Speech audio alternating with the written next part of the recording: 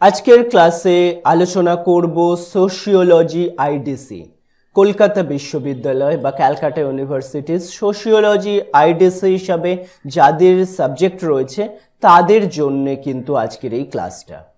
তোমাদের সোশিওলজি আইডিসির খুব অল্প কিছু সংখ্যক কোয়েশ্চেন আমি আলোচনা করব, যে কোয়েশ্চেনগুলোর মধ্যে থেকে কিন্তু এবারের পরীক্ষায় আসার চান্স প্রবল। ধরে নিতে পারো 95% তোমরা এই সাজেশনের মধ্যে থেকেই কমন পাবে, এটা কিন্তু একদম শিওরলি আমি বলছি। বহু বছর ধরে আমি সাজেশন দিচ্ছি, সাধারণত অফলাইন স্টুডেন্টদের দিয়ে থাকি, প্রথমবার আমি অনলাইনে সাজেশন তোমাদের জন্য দিচ্ছি।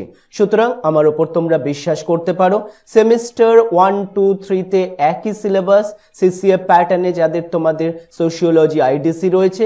সুতরাং এখন আমি সেমিস্টার 1-এ তোমাদের যেহেতু 2025 এক্সাম রয়েছে, সেমিস্টার 1-এ তোমাদের যাদের সোশিওলজি আইডিসি রয়েছে তারা আমার এই সাজেশনটি দেখতে পারো। এই সাজেশন অনুযায়ী অল্প কিছু সংখ্যক প্রশ্ন যদি তোমরা রেডি করে নিতে পারো তাহলে কিন্তু আইডিসির এই সোশিওলজি পেপারটা নিয়ে কোনো সমস্যাই আর থাকবে না, ঠিক আছে। এবং আরেকটা কথা, আমি এই পিডিএফে আজকে যেটা নিয়ে আলোচনা করছি সাজেশনে, প্রথমে কিন্তু তোমাদের এই যে ইন্ডিয়ান নলেজ সিস্টেম SOCHIDC একদম তোমাদের সাইটে যে সিলেবাসটা রয়েছে সেটা নিয়ে প্রথমে একটু সংক্ষিপ্ত আলোচনা করব, তার পরবর্তীতে আমি পুরো সাজেশনটা তোমাদের দেব। সুতরাং একদম অথেন্টিক ক্যালকাটা ইউনিভার্সিটির সাইটে যে সিলেবাস রয়েছে তার উপরেই কিন্তু আজকের এই সাজেশন। এবং সাজেশনের তোমরা যদি মনে করো তোমাদের কাছে আনসারগুলো সঠিকভাবে নেই তাহলে নিচে আমার হোয়াটসঅ্যাপ নাম্বার দেওয়া রয়েছে। আমাদের সাবজেক্ট এক্সপার্টরা খুব সহজভাবে কিন্তু এই কোয়েশ্চেনের আনসারগুলো প্রিপেয়ার করেছে। সুতরাং সেই আনসারগুলো তোমরা যদি খুব অল্প মূল্যের বিনিময়ে পারচেস করে নাও তাহলে কিন্তু এই সাবজেক্টে আর কোনো প্রবলেম থাকবে না। সেই জন্য তোমার কাছে যদি সোশিওলজি আইডিসি সাবজেক্টটার সঠিক আনসার, যে কোয়েশ্চেনগুলো আমি দেব এবং সহজ সরল আনসার যাতে ভালো মার্কস ক্যারি হবে, তা যদি না থেকে থাকে অবশ্যই আমার সঙ্গে খুব তাড়াতাড়ি হোয়াটসঅ্যাপে যোগাযোগ করো, আমি তোমাদেরকে হেল্প করব। শুধু নিজের নাম, ডিস্ট্রিক্ট এবং কোন কলেজ থেকে তুমি পরীক্ষা দিচ্ছ সেটা কিন্তু অবশ্যই হোয়াটসঅ্যাপে উল্লেখ করো। তাহলে ইন্ডিয়ান নলেজ সিস্টেম দেখে নাও সিলেবাসটা কি রয়েছে। India as a plural society আমি আবার প্রত্যেকটা বাংলা করে দিয়েছি, কারণ বাংলাগুলো সাধারণত ওয়েবসাইটে তোমাদের নেই, তোমাদের বুঝতে অসুবিধা হতে পারে। সেকেন্ড, তার পরবর্তীতে 2 নম্বর সামাজিক প্রথা, এই প্রতিষ্ঠান এবং প্রথা আমি আর পড়ছি না, জাস্ট একবার তোমরা দেখে নাও। এবং 3 নম্বর হচ্ছে বিশ্বায়নের যুগে ভারত। এই হচ্ছে তোমাদের সিলেবাস। এবার সরাসরি আমরা 15 মার্কসের যে কোয়েশ্চেন রয়েছে সেই কোয়েশ্চেন আলোচনা করছি। তোমাদের যেরকমই কোয়েশ্চেন আসুক না কেন এই কোয়েশ্চেনের মধ্যেই কিন্তু তোমরা কমন পাবে। ফার্স্ট কোয়েশ্চেন, ভারতের জাতীয় সংহতির প্রতিবন্ধকতাগুলি আলোচনা করো। আমি প্রত্যেকটা কোয়েশ্চেনের ইংলিশ ভার্সানে করে দিয়েছি, তোমাদের যাদের ইংলিশ ভার্সানে রয়েছে যাতে তোমরা বুঝতে পারো। সময় খুব বেশি নষ্ট হবে, ভিডিওটা খুব বেশি লেন্দি হবে, তাই আমি প্রত্যেকটা ইংলিশ ভার্সান পড়ে দিচ্ছি না।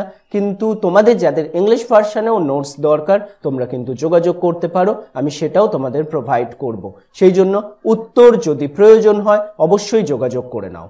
2 নম্বর কোয়েশ্চেন, জাত ব্যবস্থার আর প্রধান বৈশিষ্ট্যগুলি কি কি এবং ভারতীয় সমাজে কর্তৃত্বশালী জাতের গুরুত্ব আলোচনা করো। 3 নম্বর কোয়েশ্চেন, ভারতের দলিত আন্দোলনের উপর একটি সংক্ষিপ্ত টিকা লেখো। 4 নম্বর, সাম্প্রদায়িকতা কি বোঝায়, মানে সাম্প্রদায়িকতা বলতে কি বোঝায়, ভারতের সাম্প্রদায়িক হিংসার কারণগুলি আলোচনা করো। কোয়েশ্চেনের ল্যাঙ্গুয়েজ কিন্তু একটু ঘুরে ফিরে আসতে পারে, কিন্তু এই কোয়েশ্চেনগুলোরই আনসার হবে। ভারতীয় সমাজে বৈচিত্র্যের বিভিন্ন উৎস আলোচনা করো। 6 নম্বর, আত্মীয়তার সম্পর্ক কি, ভারতীয় সমাজে আত্মীয়তার সম্পর্কে গুরুত্ব ব্যাখ্যা করো। 7 নম্বর, স্বয়ংসম্পূর্ণ গ্রামীণ অর্থনীতির বৈশিষ্ট্য আলোচনা করো।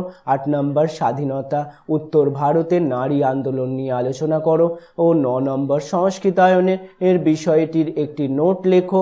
10 নম্বর, ধর্মনিরপেক্ষতা বলতে কি বোঝায়, ভারতের ধর্মনিরপেক্ষতার প্রধান সমস্যাগুলি আলোচনা করো। বিশ্বায়ন বলতে কি বোঝায়, বিশ্বায়নের বিভিন্ন দিক সম্পর্কে আলোচনা করো। 12 নম্বর, পরিবার কি, পরিবারের প্রকারভেদগুলি আলোচনা করো। 13 নম্বর পরিবারের কার্যাবলীর উপর একটি আলোচনা করো। তারপর এবার আমরা 5 মার্কসের কোয়েশ্চেনগুলো নিয়ে আলোচনা করছি। স্বনির্ভর গ্রাম সমাজ বলতে কি বোঝায়?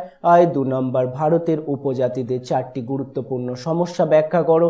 3 নম্বর ভারতের গ্রামীণ সমাজের শ্রেণীবিন্যাস সম্পর্কে একটি টিকা লেখো।